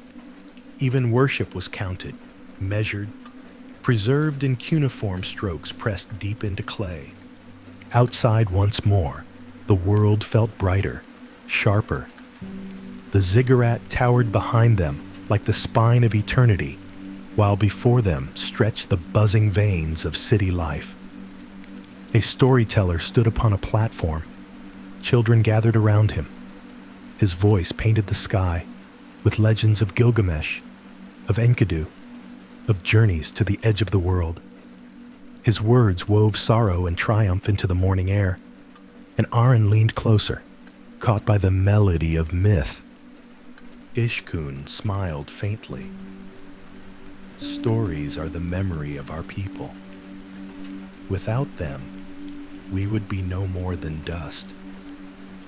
The day carried on. The heat rose. Aaron and Ishkun wandered through markets, where spices perfumed the air, where bronze gleamed, where voices clashed like cymbals. They paused before a weaver, her hands moving in rhythm with the loom, threads of red and gold creating patterns that seemed alive. They passed by fishermen unloading their catch, scales flashing like coins in the sun. And always, in the distance, the ziggurat remained, an anchor to the day, a reminder of the god's presence in every action. As evening drew near, the city softened. The market quieted, fires were lit, and families gathered in courtyards to share meals. Music rose again. Flutes, lyres, drums. This time not for the gods, but for joy. Children danced in circles, their laughter echoing through the narrow streets. Ishkun led Aaron to a quiet rooftop, where they sat beneath the darkening sky. The stars shimmered, countless, infinite, like grains of sand scattered across black velvet. The Milky Way arched above them, and Aaron felt a deep stillness descend. "Do you see, Aaron?" Ishkun asked gently. "This is why you would not survive here. For life in Mesopotamia is not only toil and hunger, nor only war and worship. It is a rhythm you must surrender to. It is the gods, the soil, the river, the stars, all together, demanding your life, your breath, your heart. A stranger cannot stand long in such weight." Aaron closed his eyes, the cool night breeze brushing against him, the hum of the city fading into a lullaby. His thoughts blurred between history and dream, between the pulse of life and the silence of eternity. The night deepened, and slept, but the ziggurat stood eternal, shadow and stone, rising into the heavens like a promise whispered across centuries. And Aaron drifted into sleep beneath it, carried on the gentle current of Mesopotamian night. The night had long settled over the city of yet the ziggurat still towered above the plains, its tiers gleaming faintly under the glow of torches. To Luma and Naram, it looked less like a holy temple and more like a stairway into the sky, an unshakable monument of stone, brick, sweat, and unending faith. But that night, the structure seemed different. The torches flickered strangely, shadows stretched across its massive steps as though unseen hands were pulling them into shapes. The air smelled of rain, though the sky was dry, and the chants of the priests echoed in ways that felt older than human memory. Luma clutched her small satchel of herbs, her knuckles white with tension. "They say no mortal can climb the ziggurat at night," she whispered to Naram, her voice tremoring like reeds in a river breeze. "Not without the gods noticing. Not without their judgment." Naram, stubborn as ever, looked at her sideways with a mischievous grin. And yet, here we are, two mortals, standing at its base. If the gods want to stop us, let them try. He placed his palm against the stone wall, feeling the cool, baked mud brick that had withstood centuries of storms. The structure felt alive, humming with some deep vibration, as if the earth itself remembered each offering, each prayer, each curse murmured at its feet. They began to climb. The steps were wide, almost ceremonial in their proportions, built not for comfort, but for awe. Each rise was tall enough to make their thighs burn, their breathing shorten, their bodies ache as though the act of ascending itself was worship. Torches lined the path upward, flickering with smoke that carried the pungent scent of resin. Higher and higher they went, leaving behind the sounds of the marketplace, the river, the songs of drunk men below. What remained was silence, and the unsettling feeling that someone or something was watching. Halfway up, Naram stopped suddenly. His eyes had caught movement along the next tier, a figure cloaked in dark linen, kneeling, head bent low. At first, he thought it a priest, lost in prayer. But as the torchlight touched the face, he realized the figure was wrong. Its skin looked cracked, like clay left too long in the sun. Its eyes were closed, yet tears of dust streamed down its cheeks. "Keep walking," Luma whispered harshly, pulling his sleeve. But Naram couldn't look away. The figure lifted its head, revealing a mouth that opened far wider than human, releasing a sound like dry wind rushing through reeds. It was not words, not song, but something ancient and broken. They hurried past, their steps uneven. The ziggurat seemed longer now, stretching endlessly above them. Each tier blurred into the next, as if time itself was slowing. Naram's lungs burned, Luma's legs shook, but they pressed on until at last they reached the summit, where the shrine of Nana, the moon god, stood. The shrine was small compared to the colossal base, but it glowed with an eerie brilliance. Bronze bowls filled with oil burned steadily, their flames unnervingly still despite the night wind. The door was carved with crescent moons and stars, patterns that seemed to shift the longer they looked. Inside, the air was heavy with incense. Thick curls of smoke wound around their heads, tightening the air in their throats. Statues lined the walls, half human, half animal figures that seemed to judge them with cold, unblinking eyes. In the center stood a massive idol of Nana, silver-plated, its eyes set with dark stone. It glowed faintly, as if alive. Naram dropped to one knee, partly in reverence, partly in exhaustion. Luma remained standing, her hand pressed over her chest, her breath uneven. It was then that the voice came. You climb where others fear. You trespass where silence is demanded. The voice did not belong to man or woman, priest or villager. It filled the room as though the walls themselves were speaking. The idol's lips did not move, yet its gaze seemed to pierce directly into their thoughts. Luma trembled, falling to her knees.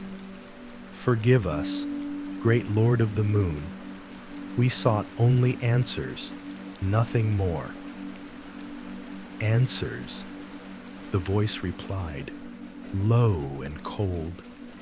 Mortals who seek answers often find curses instead. The torches flared violently, throwing shadows across the walls. The statues seemed to shift, their heads turning ever so slightly, their eyes following the intruders. Naram forced himself to stand, though his knees shook. We came because the world below suffers. The rains fail, the rivers dry, the people starve. We thought, if we came here, if we asked, perhaps we might know why the gods have turned their backs. Silence followed. Then slowly, the idol's eyes began to glow brighter. Not fire, not sunlight. Something colder, like moonlight trapped in stone. You think the gods turn their backs, but it is mortals who have broken the bond. Mortals who forget the old rites, who build for themselves, who carve their names into clay as if they were eternal. The floor beneath them rumbled softly. The smoke thickened, taking on shapes, rivers drying, fields cracking, locusts swarming. Each vision passed like a nightmare across their eyes. Return to your people, the voice thundered. Tell them, the curse lies not in the heavens, but in their hands. Luma felt the ground tilt, the shrine spinning around her. Naram grabbed her arm, trying to steady her, but the smoke rose like a tide, choking their lungs. The last thing they saw before darkness claimed them was the idol's eyes, shining brighter and brighter until they were blinding. When they awoke, they were no longer inside the shrine. They lay at the base of the ziggurat, the early morning sun cresting over the horizon. Around them, villagers were gathering water, leading donkeys, carrying baskets.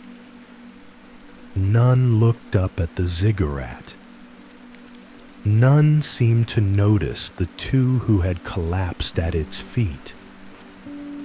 Naram sat up slowly, his head pounding. Was it real? Or were we dreaming? Luma stared at her hands, where ash still clung to her palms, though no fire had touched them. Her voice was quiet, broken. It was real, and the gods are watching. She looked up at the towering ziggurat once more. and in the light of dawn, it seemed less like a monument to the divine and more like a prison of stone, built not for worship, but for warning. The sun drifted higher into the Mesopotamian sky, its golden rays cascading down upon the bustling streets. You and Enlil, your quiet guide, found yourselves walking slowly along a shaded alley. The walls of mud brick houses loomed on either side, their earthen tones blending into the dust that swirled with each passing step. Children darted past, their laughter momentarily lifting the air before being replaced once more by the low hum of the city. Vendors calling, potters shaping clay, scribes scratching symbols into soft tablets. As you moved deeper into the city, the noise softened, replaced by a more rhythmic sound, a tapping, a steady pattern, like the beating of a drum, but quieter, more delicate. Enlil gestured with a small smile and led you toward a shaded courtyard.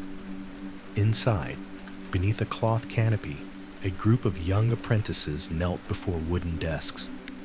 Their reed styluses scratched against damp clay, recording lessons dictated by their master. "This," Enlil whispered, "is the Aduba, the school of scribes. Here, boys train for years, copying symbols again and again until they master the art of cuneiform. Each wedge pressed into clay is a fragment of order, a fragment of civilization itself." You watched as one boy frowned at his work, erasing the damp tablet surface with his palm before starting over. The master hovered nearby, stern but calm, his sharp eyes ensuring discipline. Enlil explained softly, "Becoming a scribe is no small task. Only a few will endure.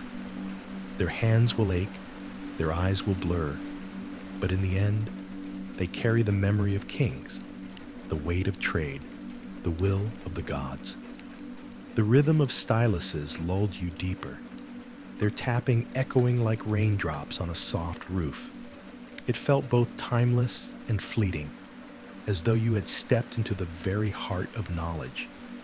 The thought lingered, how fragile human memory might be without these scratches in clay. How entire worlds could vanish without the careful strokes of these young scribes. Enlil guided you further, past the Aduba, until the air changed again. This time, heavy, sweet scents wrapped around you.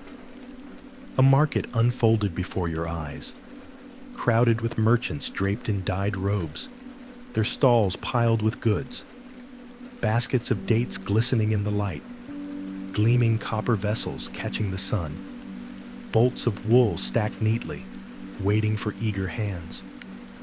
The noise swelled, haggling voices, clinking scales, the bleating of goats being led through narrow paths. A merchant, his beard streaked with gray, noticed you and beckoned. He lifted a clay jar and tilted it toward your nose. The fragrance of sesame oil, nutty and rich, drifted out. "A gift of the fields," he said proudly. Another unrolled a strip of dyed fabric, its crimson shimmering like fire. Enlil explained that Mesopotamia, though dry and hot, thrived on trade. From distant lands came tin, lapis lazuli, cedar wood. In return, the Mesopotamians offered grain, wool, oil, and the brilliance of their crafts. But amid the beauty and bustle, Enlil's voice lowered, carrying a quiet warning. It is easy to be lost here, easy to be cheated, and if you cannot read the tablet of your own agreement, you may lose more than silver. You may lose freedom itself. He gestured toward a small clay tablet inscribed with neat rows of cuneiform, the terms of a deal etched for eternity. As the day pressed on, The heat grew heavier. You felt it in your skin, in the slow weight of your steps. The city seemed to pulse with life, yet there was an undercurrent, an awareness that survival here was fragile. Water from the canals had to be managed carefully, harvests guarded, and the favor of the gods never taken for granted. Enlil led you toward the riverbank, where reeds swayed in the wind. The Euphrates glistened under the sun, both a gift and a danger. Fishermen cast nets, while women washed clothes along the edge, their voices humming in rhythm with the water. You knelt to touch it, warm, silty, alive. Enlil placed a hand on your shoulder. This river has fed generations, but when it rages, when it floods without mercy, the city trembles. The sound of rushing water mingled with the distant call of temple horns, marking the hour. Enlil's voice softened, becoming almost like the lull of the river itself. To live here is to balance between plenty and peril, to rise with the grain and fall with the storm. To survive, you must not only endure the heat of the sun or the hunger of the poor, you must bend to the will of the gods and pray they are merciful. The river's murmur filled your ears, stretching into the rhythm of your breath. The market's noise softened in memory. The scribe's tapping faded like distant rain, and all that remained was the steady, eternal sound of water flowing, carrying you gently, as though already leading you toward dreams. The river had grown quieter. The Euphrates at dawn was no longer the rushing, restless force of midday. It had softened into a ribbon of pale silver, stretching endlessly through the marshes, reflecting the awakening sky.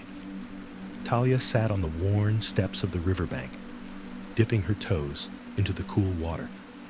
She felt the hum of the land all around her. The rhythm of Mesopotamia was not only in the tools, the markets, the harvests, but in the river's eternal song. Naram joined her, carrying a basket of reeds he had cut. His movements were slow, deliberate, as if to not disturb the morning. "This," he whispered, "is the moment before the city awakens. The scribes are still asleep, the potters have not yet lit their kilns, and even the goats are still dreaming in their pens. This is when you can hear Mesopotamia itself breathe." She looked at him, eyes wide. "What do you mean?" He smiled, pointing to the horizon. "Look carefully. You see that pale blue mist? That is the breath of the fields. You see the cranes lifting their wings in silence? That is the breath of the marshes. And listen." They both stilled, letting the world wash over them. There was a soft crackle of water against reeds, the faint cry of a heron, the distant murmur of someone grinding grain. Each sound stitched into another until it became an invisible tapestry of life. "This," Naram said again, his voice little more than a sigh, "is the pulse that holds us together. You can feel it most clearly here, between night and day, before the clamor, before the shouting of the market, before the gods demand their offerings." Talia closed her eyes. She thought of the days she had already spent here, overwhelmed by heat, noise, and strange customs.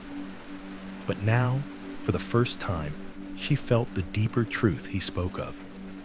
Mesopotamia was not only brick walls and laws carved in stone. It was also silence. It was the river that carried life from mountain to gulf, the silt that clung to her feet, the whisper of reeds swaying in time with her breath. They lingered like that for some time, until the first boats began to glide across the water. Broad wooden barges, piled high with jars of oil and bundles of dates. Men with long poles pushed them forward, their voices low and steady as they chanted to keep rhythm. Naram stood and offered his hand. "Come, the city will be waking, and today you will see another face of our people. You've seen the scribes, the priests, the markets, but there is one place where all stories converge." "Where?" Talia asked. "The ziggurat." The word alone carried weight, like a stone falling into deep water. Together, they walked back into the heart of the city. The streets were filling, vendors setting out baskets of figs, bakers pulling round loaves from clay ovens, children dashing through alleyways chasing one another with sticks, and above it all, looming like a mountain of brick, rose the ziggurat. Its tiers stacked one upon another, each narrowing as it climbed, until the top seemed to pierce the very heavens. Talia had seen it before, of course. From a distance, it dominated everything. But today, Naram led her to its base, where shadowed arches opened like mouths to swallow them whole. The air there was cool, perfumed with incense and heavy with echoes. Each step up the staircase was deliberate, measured. She felt as though she were leaving the human world and climbing into something else entirely. "People say," Naram murmured as they ascended, "that the ziggurat is a ladder between earth and sky, that if you climb high enough, you can whisper into the ears of the gods themselves." Talia's hand brushed the sun-warmed bricks. They were ancient, yet solid, each one stamped with the name of a king long dead. Generations had walked here, carrying offerings, prayers, secrets. She felt as though she were adding her own breath to a vast ocean of voices. When they reached the upper terrace, the city spread before them. Rows of houses like honeycomb, courtyards shaded with palms, streets that twisted and shimmered in the morning heat. Beyond, the endless plain stretched, cut only by the rivers glinting like silver veins. And above it all, the sky, enormous and pale, watching silently. At the center of the terrace stood the shrine, small compared to the massive base that carried it, but dazzling with polished stone and gilt doors. Priests in long robes moved in silence, carrying bowls of oil, jars of honey, strings of beads. They spoke softly, as if every word might tip the balance of the world. Talia's heart slowed as she watched them. The city below still throbbed with life, but up here everything was hushed, slowed, softened. The chants of the priests rose and fell like the tide. She felt her breathing match their rhythm, long and slow, until it seemed her own pulse had joined the ancient cadence of Mesopotamia's prayers. Naram placed a hand on her shoulder. "Here, you understand why survival is not only about food or shelter. It is about respect. To live here is to live under the gaze of the gods. Ignore them, and you will not survive. Remember them, and perhaps they will carry you." Talia said nothing, only stood still, letting the incense curl around her like mist, letting the voices of the priests wash into her bones. Her eyelids grew heavy, not from weariness, but from the strange peace that descended like a veil. Below, the city roared louder as the day began in earnest. But up here, in the stillness of the ziggurat, she felt something shift. The rhythm slowed. The story softened. The world seemed to breathe in long, quiet sighs. And so the chapter turned, not with a clash of cymbals, but with the whisper of incense, the rustle of robes, the beating heart of Mesopotamia itself. The air over the Mesopotamian plain seemed almost to shimmer in a golden haze, as if the land itself breathed with stories too ancient to hold in silence. By now, our journey had taken us through bustling markets, sacred temples, and the thundering steps of armies. But Mesopotamia was never only about the great and the powerful. To truly understand why you might not survive a day here, we must look into the rhythms of ordinary life.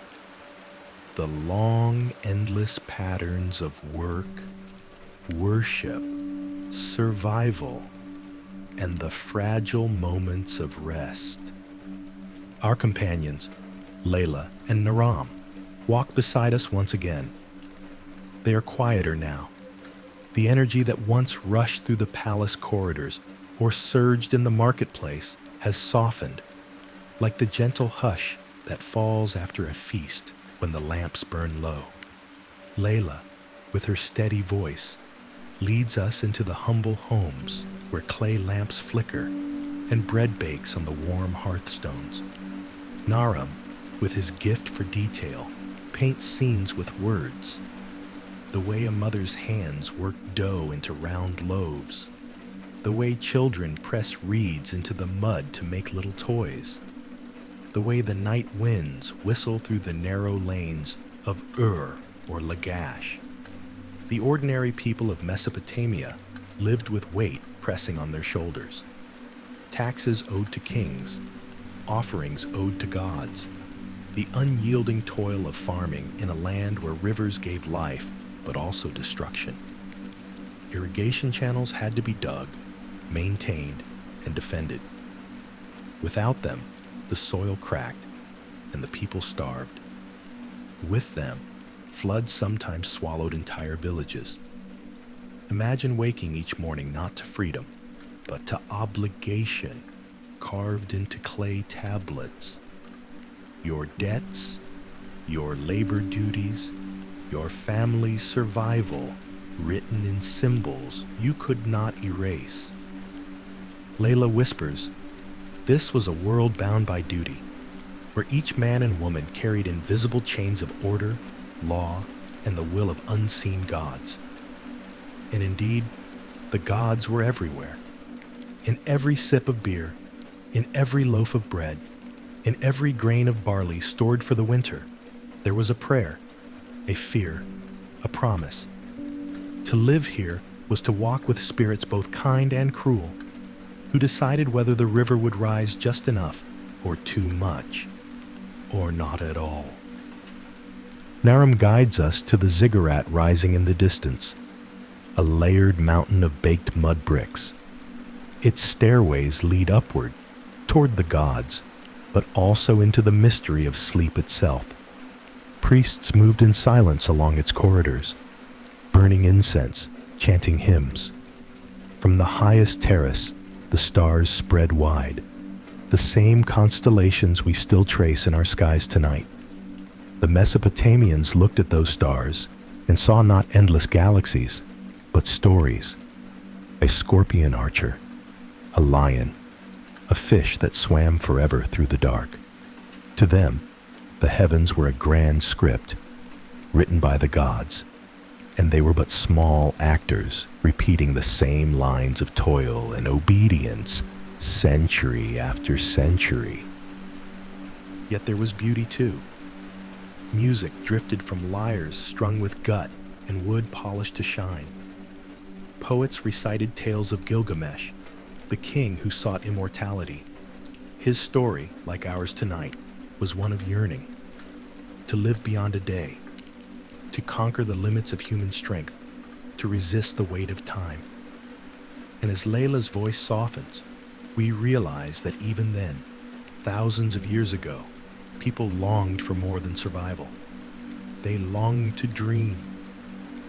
Picture it, a family gathered in the courtyard at night, the clay walls glowing with torchlight, the scent of roasted lamb rising in the air, the voices of children chasing each other before the hush of sleep calls them home.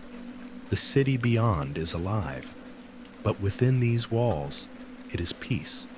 You can almost feel the warmth of their woven blankets, hear the low murmur of prayers, sense the slow surrender of a people who, like us, closed their eyes at night and drifted into worlds beyond the reach of kings or gods.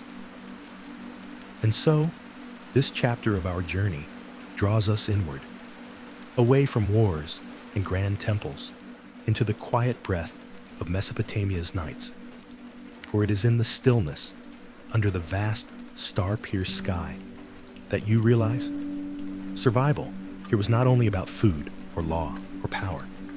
It was about learning to live in rhythm with forces larger than yourself, forces of river, of sky, of fate, forces that whisper to us still, in dreams, as we listen, and slowly drift into calm. As the desert night deepened, a gentle silence fell over the city of Ur. The oil lamps in narrow streets flickered faintly, their smoke curling upward toward the pale sky where stars shimmered like shards of forgotten stories. The great ziggurat loomed, still proud, its tiered silhouette standing against the horizon like a stairway between the world of mortals and the divine. By now, the city that had been bustling with merchants, priests, and children's laughter lay wrapped in rest. But within this stillness, the spirit of Mesopotamia was very much alive, carried forward through the whispers of history, through the dreams of its people, through the slow river that curved like a silver thread under the moonlight. Amara and Elihu walked once more, quietly now, their steps softer, their breath slower. The ground beneath them was warm even at night, as though the earth itself remembered the sun's embrace. The night in Mesopotamia, Elihu said gently, was both a friend and a danger. The cool air brought relief after the heat of the day, yet it was also when spirits were believed to wander more freely. This was a time for caution, but also for wonder. His words drifted like the low hum of a lullaby, and Amara felt her shoulders sink, her heartbeat softening into the rhythm of the story. From the darkness came the faint sound of a flute, a shepherd's tune carrying across the empty fields. In the distance, the silhouettes of sheep shifted like pale waves upon the land. The people of Mesopotamia, Elihu whispered, lived not only by the cycles of sun and water, but also by the music of their hearts. Songs filled their nights, songs to gods, songs to family, songs to the land itself. Each note was a prayer that the crops would grow, that the floods would be kind, that life would continue. As they walked along the edge of the river, Amara looked down at the reflection of the stars dancing in the current. "It feels timeless," she murmured, "like we're standing in the same place as those who lived thousands of years ago." Elihu smiled softly. That is the secret of Mesopotamia.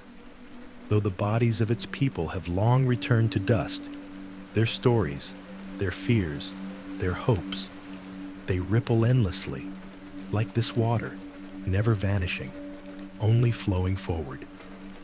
The pair came to a quiet grove of date palms, their tall trunks swaying gently. The air was filled with the sweet fragrance of ripening fruit. A small fire burned nearby, tended by an old man whose lined face seemed carved from the very clay of the land. Without a word, he beckoned them closer, offering a taste of dried figs. His eyes gleamed with unspoken tales, his silence more powerful than any speech. For in that stillness, Amara could almost hear the weight of generations, the toil of farmers, the prayers of priests, the cries of mothers, the laughter of children. All the voices of Mesopotamia existed here, blending into one eternal hum. The old man finally whispered, "You walk where many have walked. Remember them, for they built the ground beneath your feet." His voice cracked like old papyrus, fragile yet enduring. Then, like a shadow merging with the night, he was gone, leaving only the faint glow of embers behind. The story slowed now, its cadence softer, more melodic. Each step Amara took felt like a dream. The city seemed to drift further, as though she were being carried not forward, but downward, deeper into layers of memory and quiet. Elihu's voice, lowered to a near whisper, describing how Mesopotamians ended their days. Families gathered in their mud brick homes, oil lamps glowing faintly. Mothers told stories to their children of gods who shaped the earth. Fathers sang songs of courage, and slowly the people surrendered to rest, trusting the gods to guard the night. The night pressed closer, wrapping them in velvet silence. The river lulled them with its endless rhythm, a soft and steady murmur like a heartbeat. The palm trees swayed above like guardians, their shadows weaving gentle patterns across the sand. Amara felt her eyes grow heavy, not from exhaustion, but from the soothing cadence of history's voice. Elihu glanced at her, his smile faint. "This is how Mesopotamia speaks," he said softly. "Not through the clamor of war or the roar of kings, but through the hush of night, through stories passed like fragile lamps from hand to hand, through the quiet courage of its people who faced the impossible and endured." As his words faded, the story itself began to dissolve into the hush of sleep, every image gentler, every detail softer. The ziggurat no longer towered. It seemed distant, hazy, like a dream left behind. The fields, the rivers, the people, all faded into a single lull. The rhythm of a land that had once been alive and now rested under time's tender hand. And so, under the starlit sky of Mesopotamia, Amara felt herself slipping into stillness. The journey had begun with questions and awe, with the sharp images of bustling life, but it ended here in the embrace of silence, guiding her slowly, peacefully, into dreams. The Mesopotamian world by now had grown so familiar to your imagination that it no longer felt like a distant land locked away in stone tablets and broken statues. Through the voice of Naram, your wandering guide, and the gentle, mystical presence of Ishtar, you had crossed rivers, walked temple courtyards, sat by flickering oil lamps, and even stood in awe as great ziggurats stretched up into the evening sky. Yet Mesopotamia, like a dream too vast to ever be contained, always revealed more layers, more whispers of its eternal presence. And so, the story continued, slowly unfolding like the reeds swaying along the banks of the Euphrates. Naram's steps were soft tonight as he led you past the flicker of torchlight outside the gates of Ur. The moon hung low, glowing pale over the fertile plain. The sound of distant lyres floated gently across the air, mingling with the laughter of children chasing each other through narrow lanes. But the further you walked from the bustle, the more the world seemed to settle into stillness. Ishtar's voice rose within the quiet, low and melodic. Do you feel how this land breathes? Even now, centuries past, it does not sleep. The earth remembers every offering, every prayer, every cry of war, every whisper of love. You are walking through a memory that is alive. And as she spoke, you found yourself gliding into that memory. The streets blurred and shimmered, transforming into a vast desert trail. Traders appeared before you, driving camels burdened with copper ingots, woven baskets, and pots filled with dates. They greeted one another in Akkadian and Sumerian, the two tongues blending like streams converging. The desert wind pressed against your skin, warm and dry, carrying with it the fragrance of frankincense and freshly ground barley. Naram raised a hand, pausing before a carved stone marker on the trail. These are the roads that bound empires together, he said softly. They carried not just goods, but ideas, stories, gods, and fears.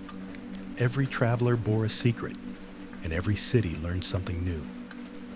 He closed his eyes, as if listening to the footsteps of those long departed. You, too, could almost hear them. The steady rhythm of sandals against dust. The murmur of conversations lost to time.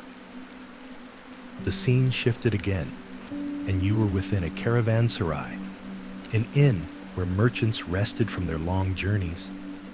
Candles burned low, casting long shadows across walls painted with faded scenes of rivers and lions.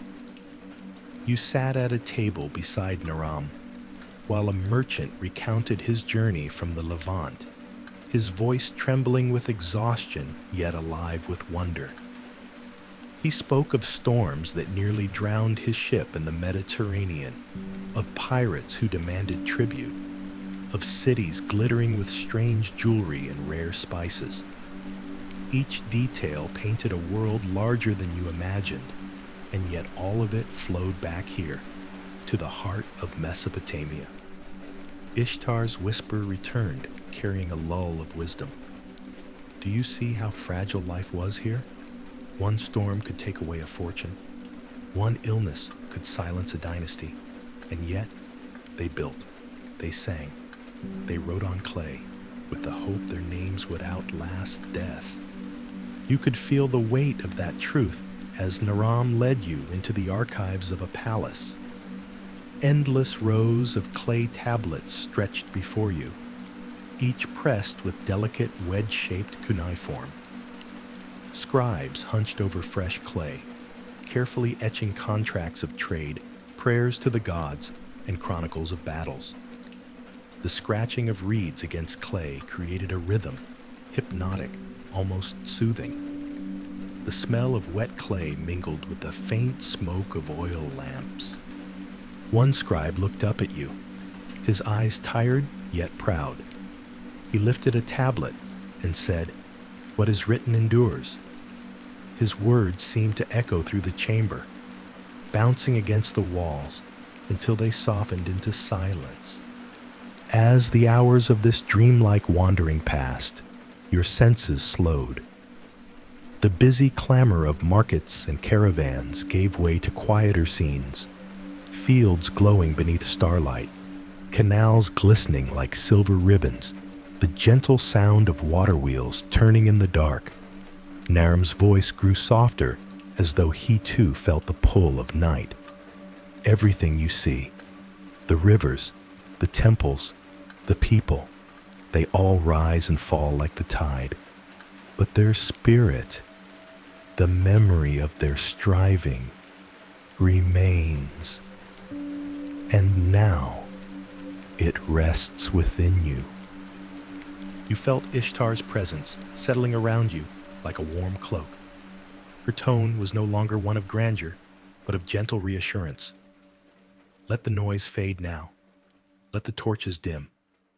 Let the weight of Mesopotamia drift into the background, like a dream dissolving into night. You have walked its streets, felt its heartbeat. That is enough for now. The world around you softened. The desert winds became slower, cooler. The torches flickered until they were no more than embers. The voices of merchants and scribes dissolved into the faintest echoes, leaving only the hush of water flowing along the Euphrates. You walked slower, your breath deeper, your heart calmer. Naram's final words drifted toward you like a lullaby. Rest now, traveler. The story of Mesopotamia does not end here, but your body longs for stillness.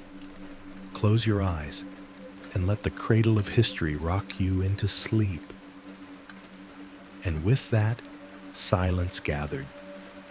The stars above blurred into gentle light. The earth below melted into softness, and you felt yourself floating into the deepest calm. The moon hung low above the plains of Mesopotamia, its silvery glow painting the rivers in liquid pearl.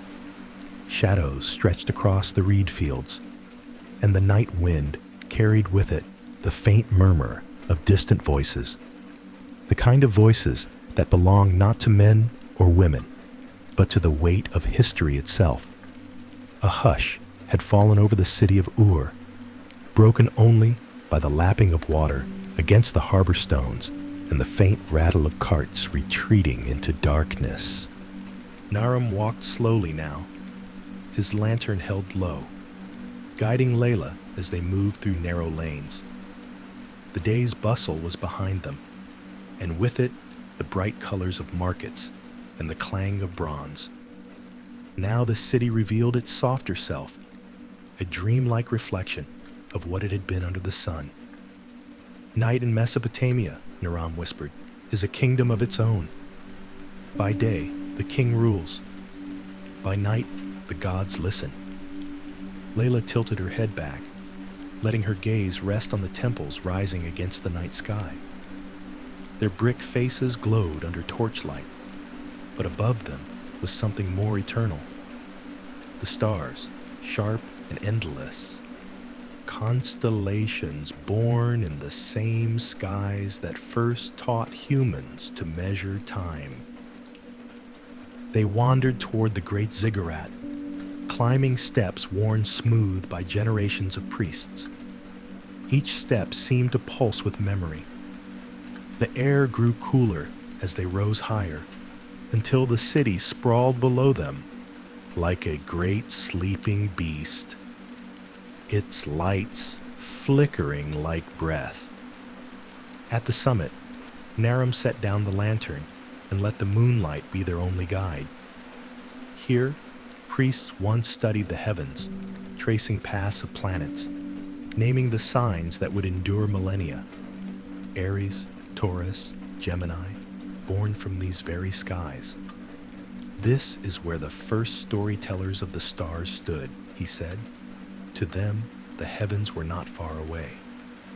They were a script the gods had written for men to read.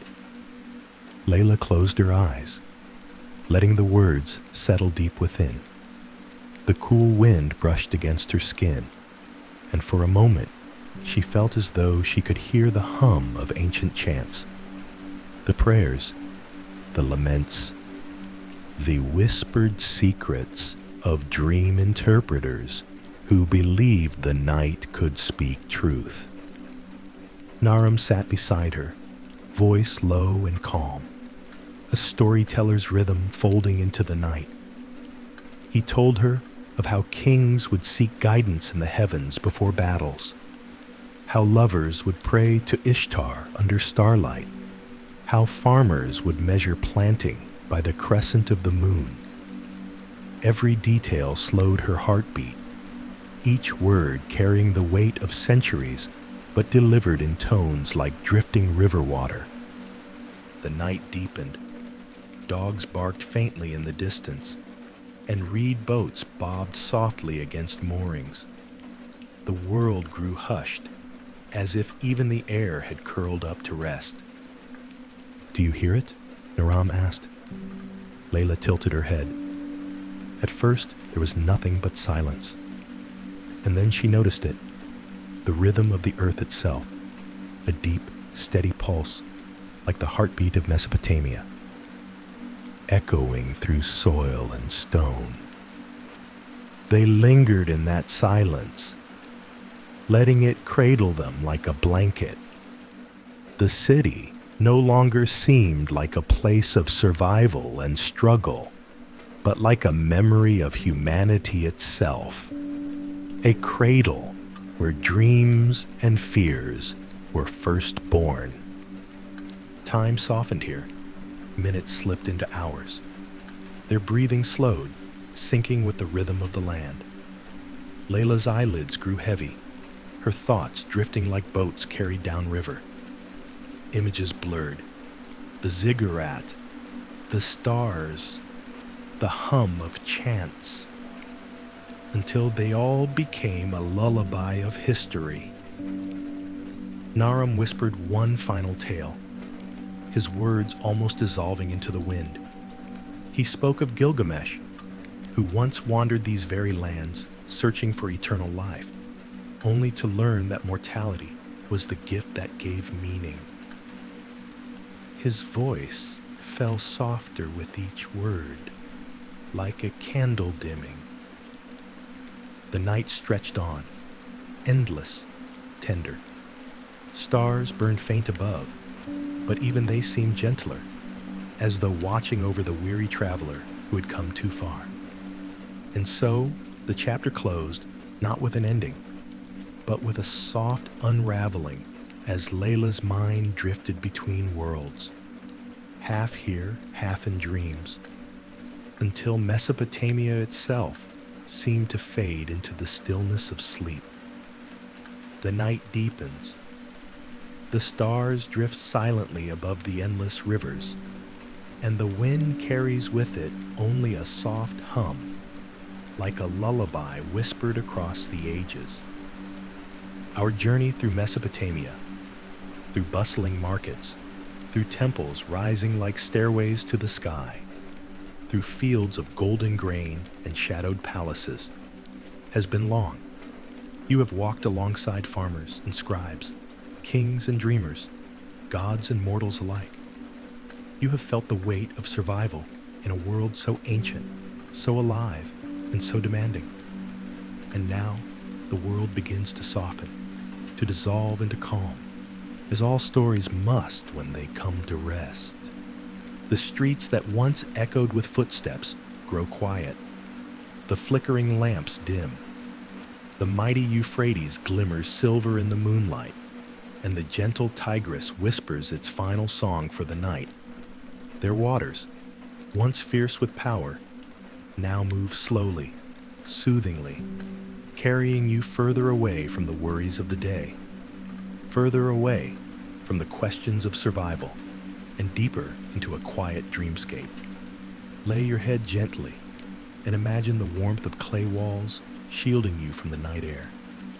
Hear the distant song of a flute, soft as a sigh. Breathe slowly in and out, letting the sounds of this ancient world blend into silence until only your own breath remains. With each inhale, feel calm. With each exhale, release the weight of the day. Mesopotamia fades into starlight. The gods return to their temples. The workers rest. The fields sleep.